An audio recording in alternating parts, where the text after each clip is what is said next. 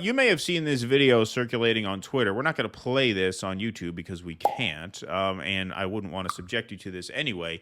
ITV report captures a moment Palestinian man is shot dead minutes after speaking to the media.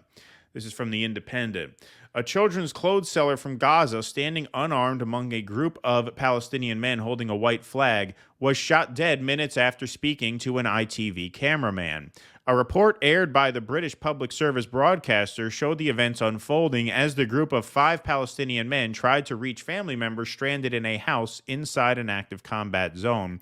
Ramzi Abu Salul, a 51-year-old clothes seller, has been identified as the man who died during the incident. The Israeli army had instructed the group to evacuate Khan Yunis, which has been encircled by IDF forces, but Salul's mother and brother were unable to get out from a house nearby. According to John Irvine, a foreign correspondent for ITV News who presented Tuesday evening's report, the 5 men were, quote, doing their utmost to appear non-threatening to Israeli soldiers nearby. They were trying to proceed with care. Minutes before being shot dead, the middle-aged English-speaking Palestinian man told ITV, "Nowhere is safe in Gaza. Everywhere you find the Israeli army, they shoot us at home, in any building, and in the street. The Israelis came to us and told us to evacuate, but they didn't let my brother out. We want to go and try and get them, God willing." As smoke billowed and gunfire echoed in the background, signaling nearby combat, the ITV cameraman concluded the interview and walked away. ITV said the cameraman turned to get one last picture of the group when gunfire rang out again. The broadcaster aired footage which showed the group ducking for cover and moving away as the shots rang out. And if you watch the video, the man was actually killed. So, some journalists had some questions for the United States State Department about this. Here is how this briefing went. Go ahead in the back. Yeah. You may have had the chance to see some of the footage shot by our cameraman in the Gaza Strip, widely shared online, showing a group of men waving a white flag, representing no threat whatsoever, unarmed, and moving south to try and reach some relatives. The IDF opened fire, as you can see on that video, and killed one of them, Abu Salul. I wonder what your response to that is, and whether you think from watching that video whether that potentially represents a war crime. I have seen that footage, but I am not going to comment on the specifics around that, given I'm not aware of the full circumstances on the ground. And as we've said before, this is not an American operation. But beyond that, please don't. I'm happy to take your questions if you'll allow me. To answer. I don't interrupt you, and I ask you to not do the same. As a general matter, though, we have not parsed our words about the moral and strategic imperative that the government of Israel and the Israeli security forces have to take every effort possible to minimize civilian casualties and minimize impact on civilians.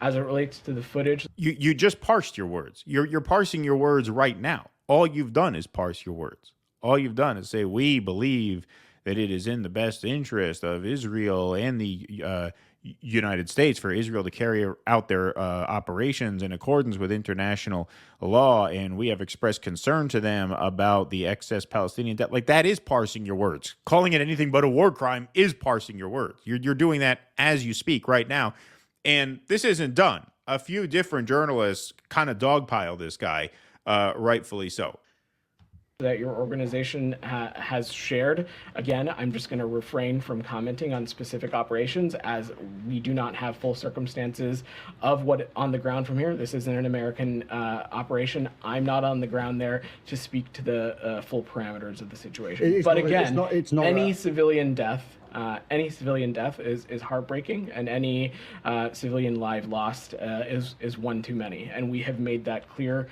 with the Israelis, and will continue to do so. Okay, this guy just explained the footage, and he explained that the guy was holding a white flag, and according to this State Department guy, he watched the footage himself. So here's the follow-up. A comment about it being heartbreaking, which is a platitude we often hear.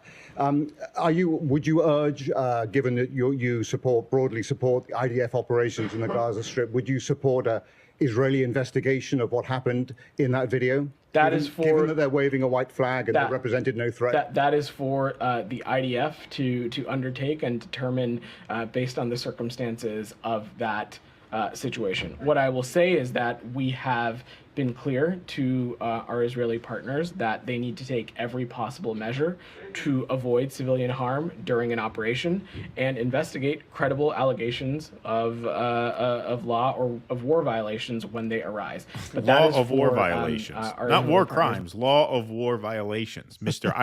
We don't parse words. We don't parse words. That was cute. That was cute. I like that. You have to speak to.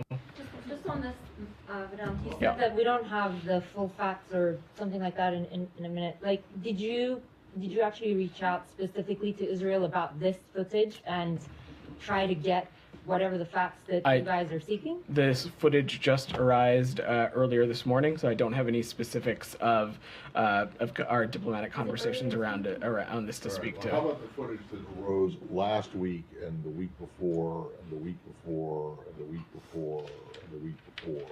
Yeah, where there have been, if not similar, awfully close instances. Have you ever gotten an explanation from the Israelis? Have you ever gotten I think him and the British guy need to have a cultural stereotype off. Yeah, right. Yeah, exactly. Yeah. Yeah. Well, what about the week before and the week? Yes, well, that's a platitude we hear quite often. Dun dun dun dun dun dun. Yeah, right. Exactly. Yeah, this guy's definitely giving off American vibes. But a great question. A great question. So he asked him. So let's hear this question. If not similar, awfully close instances. Have you ever gotten an explanation from the Israelis? Have you ever gotten a finding from the Israelis of what their investigation, if they promised one? In other words, he's saying, okay, yeah, you've been telling us at these briefings for months now that you're going to look into these atrocities as they happen day after day, week after week. Have you ever gotten any satisfactory explanation from the Israeli forces that explain any of these crimes that we've been asking you about for the past few months?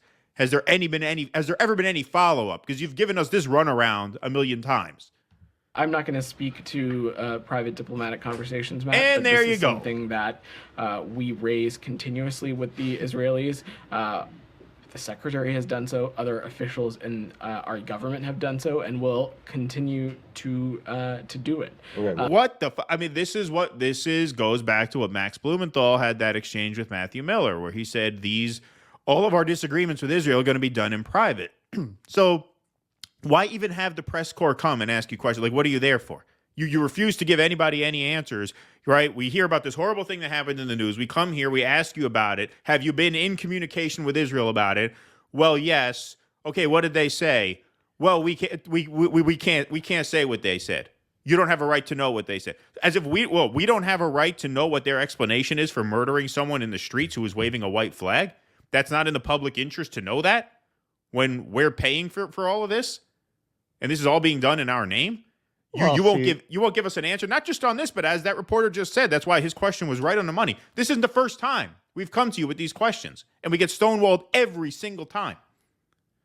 Well, and that's all they're going to do, because what else can they do? Yeah, it couldn't be more cut and dry. The ITV was right there. They had just interviewed this poor man, and they caught it all on camera. What can you respond to that? We are funding one of the great atrocities in the history of the world. It's happening in real time. And how do they defend that?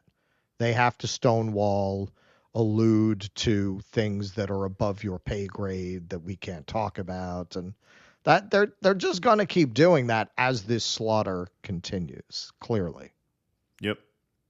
Have you ever gotten an answer from the Israelis? I'm not gonna speak to the privacy of certain diplomatic conversations, Matt. But fucking privacy.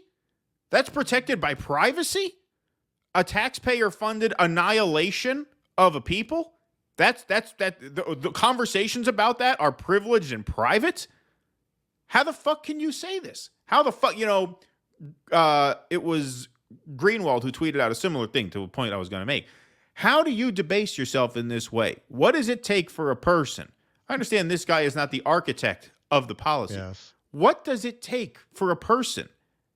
How little humanity do you have in you that you could go up there and stand in front of a microphone and spout this shit?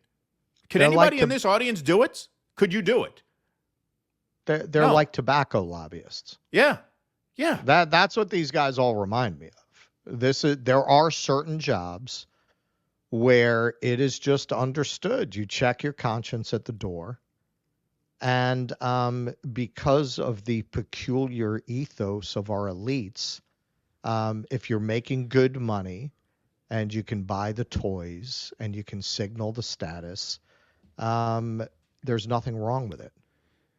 Right. Imagine if Merrick Garland, imagine if the Attorney General, I don't know who was Attorney General under George Floyd. I think it was Barr at the time. What if he came up and gave a press conference and somebody asked him, hey, have you had a conversation with the Minneapolis PD about what happened? Yeah, I did. Okay, what did they say? Well, I'm not going to violate that privacy. I'm not going to say what they had to say. What would the response be? This guy said, Sure. Yeah, they just shot a guy waving a white flag in broad daylight captured on camera. Have you talked to them about this? Yes. What'd they say? Well, that's a private conversation.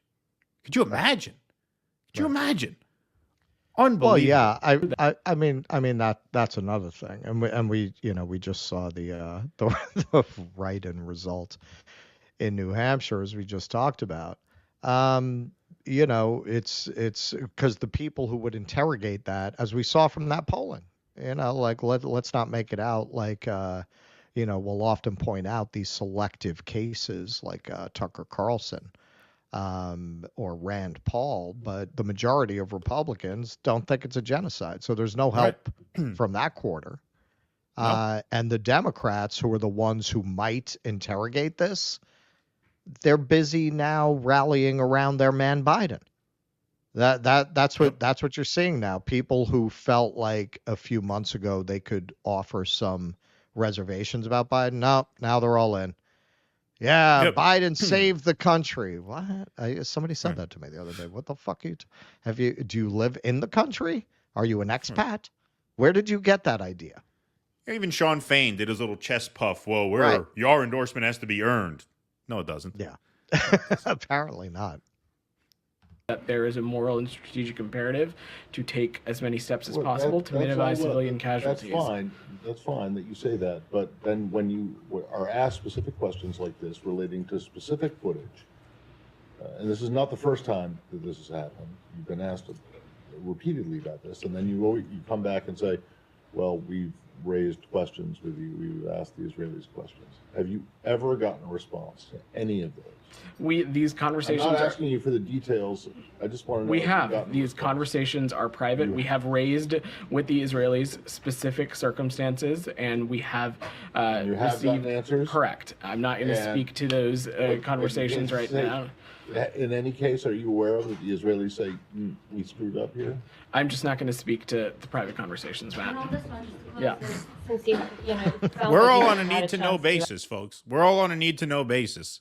It is not for us to know what this government, who we are funding, it is not our business to know what their explanation is for having gunned down an unarmed man in broad daylight waving a white surrender flag. That is not, we are not allowed to know that, apparently. Apparently that is privileged and private information. Well, and this is a government and this is a political party that has become absolutely accustomed to not having to answer to its voters. That's really how you get this. That's how you get there. What? The people who still vote for Democrats are going to hold them accountable? They're not going to hold them accountable. So, some Muslims who might have voted for them are going to hold them accountable. Apparently, they feel that the Zionist lobby that they're going to lose by trying to placate those Muslims is just not worth placating the Muslims. So they're going to lose the Muslim vote. The youth vote, I would imagine they think they're going to be able to beat the Roe v. Wade drum to get them to come to the polls. Yeah, that's what they're betting on. But even that Roe v. Wade event, even the reproductive rights event, was marred by protesters chanting for ceasefire over and over and over again. that is just astounding. Like I said, it's a continuation, like that first interview, not an interview, the first line of inquiry that Max gave to Matthew Miller when he said, "We will discuss disagreements in private." That was right after October 7th. And I knew this is a very key moment because this is going to define how we come to understand what's happening there. So we're not allowed to hear what their explanation is. But they're not committing any kind of genocide or war crimes. Well, if their explanation was satisfactory, which you want us to believe it is, I guess, right? Because you want us to support your funding of all this. Why can't we know? Please clap.